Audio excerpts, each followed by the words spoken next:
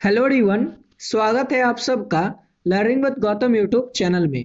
तो आज के इस वीडियो में हम करने वाले हैं क्लास 12th म्यूजिक के यानी कि संगीत के most important objective question answer को, जो कि आपके आने वाले एग्जाम के लिए काफी ज्यादा महत्वपूर्ण प्रश्न आने वाला है। क्योंकि इस वीडियो में मैंने जितने भी प्रश्न लिए सही प्रश्न आपके एग्जाम के लिए चुने हुए इंपॉर्टेंट प्रश्न है। तो आप लोग वीडियो को अच्छे से ध्यानपूर्वक और लास्ट तक जरूर देखिएगा।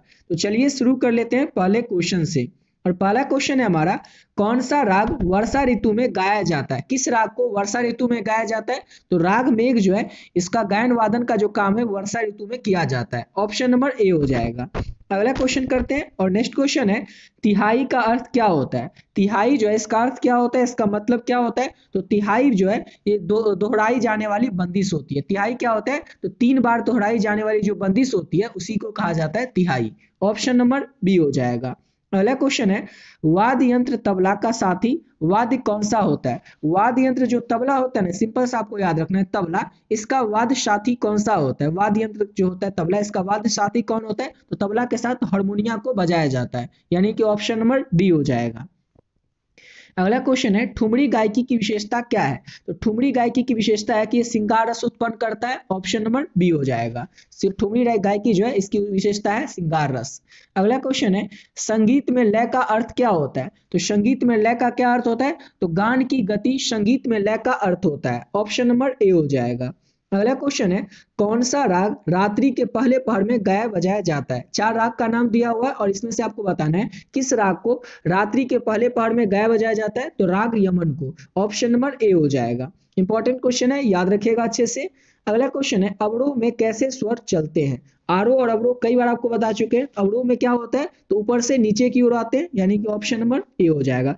आरोह में क्या होता है? तो आरोह में नीचे से ऊपर की ओर स्वर जाते हैं और अवरोह में क्या होता है? तो ऊपर से नीचे की ओर। ऑप्शन नंबर ए हो जाएगा। अगला क्वेश्चन है, कौन सा ताल जो है वो 16 मात्राओं का होता है? तो त्रिताल जो है ये 16 मात्राओं का ताल होता है। ऑप्शन नंबर बी हो जाएगा। और आपको याद रखना है झप ताल, जो कि इंपॉर्टेंट है काफी ज्यादा। झप ताल जो होता है ये 10 मात्राओं का होता है और एक ताल जो है ये 12 मात्राओं का होता है, ये भी याद रखिएगा। अगला क्वेश्चन है हमारा, किस ताल का उपयोग ध्रुपद गायकी में होता है? ध्रुपद गायकी में ना किस यंत्र का उपयोग होता है? या ताल नहीं, किस यंत्र? तो पखावज का उपयोग होता है ध्रुपद गायकी में। ऑप्शन नंबर ए हो जाएगा। किसका उपयोग होता है ध्रुपद गायकी में? तो पखावज का उपयोग होता है ध्रुपद गायकी में। ऑप्शन नंबर ए हो जाएगा। अगला क्वेश्चन है, किसने सप्तक की अवधारणा दी? सप्तक की जो अवधारणा है ये भरत मुनि के द्वारा दिया गया था, यानी कि ऑप्शन नंबर इसका ए हो जाएगा। भरत मुनि के द्वारा सप्तक की अवधारणा दी गई थी। और याद रखना है सप्तक में स्वरों की संख्या कितनी है? तो 7 होती है। और सप्तक कितने प्रकार के होते हैं? तो 3 प्रकार के होते हैं, क्योंकि ये भी आपसे एग्जाम में पूछा जा सकता है। अगला क्वेश्चन है हमारा, राग का समय निर्धारण किसके आधार पर होता है या फिर किस आधार पर होता है? तो ठाठ के आधार पर राग में समय का निर्धारण होता है। ऑप्शन नंबर सी हो जाएगा। राग के जो समय का निर्धारण किया जाता है वो ठाठ के आधार पर किया जाता है। ऑप्शन नंबर सी हो जाएगा। अगला क्वेश्चन है, मध्यम सप्तक में स्वर कहाँ स्थित होते हैं? तो मध्यम सप्तक जो है इसमें सामान्य स्वर पर। ऑप्शन नंबर इसका भी हो जाएगा। सामान्य स्वर पर जो मध्य स्वर होते हैं वो स्थित होते हैं मध्यम सप्तक में। ऑप्शन बी हो जाएगा। अभी आपको ऊपर बताए थे सप्तक 3 प्रकार के होते हैं, उसमें एक ये होता है मध्यम सप्तक भी। और मध्यम सप्तक में जो स्वर होते हैं वो सामान्य स्वर पर स्थित होते हैं। अगला क्वेश्चन है, कौन सा राग जो है वो सुबह का राग है, यानी किस राग को सुबह के समय में बजाया जाता है? तो राग भैरव को। ऑप्शन नंबर इसका ए हो जाएगा। अगला क्वेश्चन है, अलीक ताल किस प्रकार का ताल है? अलीक ताल जो है ये एक विशेष प्रकार का ताल होता है। ऑप्शन नंबर इसका ए हो जाएगा। और अगला क्वेश्चन करने से पहले बता दें कि अगर अभी तक आप लोग म्यूजिक के इंपॉर्टेंट गेस्ट क्वेश्चन का पीडीएफ नहीं लिए तो आप लोग किस तरह से इस पीडीएफ को प्राप्त कर सकते हैं। ऑलरेडी बहुत सारे बच्चे जो है पहले से इस पीडीएफ को ले चुके हैं। तो जो भी बच्चे पहले से इस पीडीएफ को ले लिए वे क्या कीजिएगा, आप लोग वीडियो को थोड़ा सा स्किप करके आगे बढ़ा करके आप लोग अगले क्वेश्चन से देख लीजिएगा। और जो लोग बचे हुए हैं अभी तक इस पीडीएफ को नहीं लिए उनको बता दें इस पीडीएफ में आपको क्या क्या मिलेगा और किस तरह से आप लोग इस पीडीएफ को प्राप्त कर सकते हैं, यानी कि ले सकते हैं। तो इस पीडीएफ पे मिलेगा आपको म्यूजिक का important guess objective question, music का इंपॉर्टेंट गेस सब्जेक्टिव क्वेश्चन, जिसमें कि लघु उत्तरीय और दीर्घ उत्तरीय दोनों टाइप के प्रश्न आपको देखने को मिल जाएगा। और साथ ही साथ आपको मिलेगा म्यूजिक के पिछले 11 साल में जो भी प्रश्न आपके एग्जाम में पूछे गए हैं ऑब्जेक्टिव क्वेश्चन, वो भी आपको आंसर के साथ मिल जाएगा। और इतना सब कुछ जो आपको मिल रहा है इसका प्राइस है केवल और केवल 30 रुपए, यानी कि केवल और केवल आप 30 रुपए पे करके इस सभी पीडीएफ को प्राप्त कर सकते हैं। और इसको आप मिलेगा कैसे, कहाँ पे करना है, तो ये जो आप नंबर दिख रहा है 790790382091, इस नंबर पे आप लोगों को फोन पे, गूगल पे, पेटीएम किसी भी माध्यम से 30 रुपए पे कर देना है। और पे करने के बाद आपको स्क्रीनशॉट ले करके इसी नंबर से जो व्हाट्सएप है, इस व्हाट्सएप पे आपको स्क्रीनशॉट को भेज देना है। जो आप पे करेंगे उस स्क्रीनशॉट को इसी नंबर से जो व्हाट्सएप है उस व्हाट्सएप पे भेज देना है। और स्क्रीनशॉट भेजने के बाद आपको बस एक छोटा सा मैसेज कर देना म्यूजिक, जिससे कि ये पता चल जाए आपको म्यूजिक का पीडीएफ चाहिए। जैसे ही आप पे करके स्क्रीनशॉट भेजेंगे, सब्जेक्ट का नाम बताएंगे म्यूजिक, आपको जो पीडीएफ है तुरंत मिल जाएगा। और इस पीडीएफ में जितने ऑब्जेक्टिव क्वेश्चन है, सब्जेक्टिव क्वेश्चन है, सबको अगर आप अच्छे से कर लेते हैं ना, तो इसके बाहर से एक भी क्वेश्चन आपको देखने को नहीं मिलेगा। जो भी प्रश्न आपके एग्जाम में आएंगे सभी प्रश्न आप लोगों को इसी पीडीएफ से देखने को मिल जाएगा।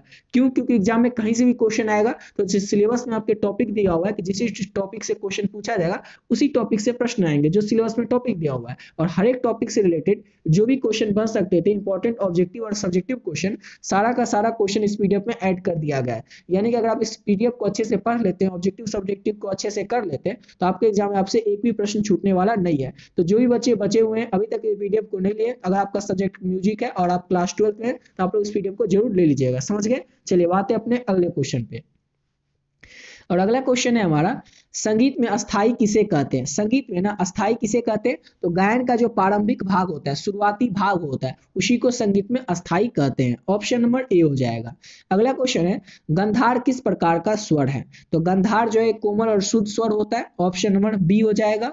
अगला क्वेश्चन है, किस ताल में 12 मात्राएं होती है? कौन से ताल में 12 मात्राएं होती है? तो अभी आपको ऊपर बता चुके हैं कि एक ताल में 12 मात्राएं होती है और झप ताल में 10 मात्राएं होती है, रूपक ताल में 7 मात्राएं होती हैं।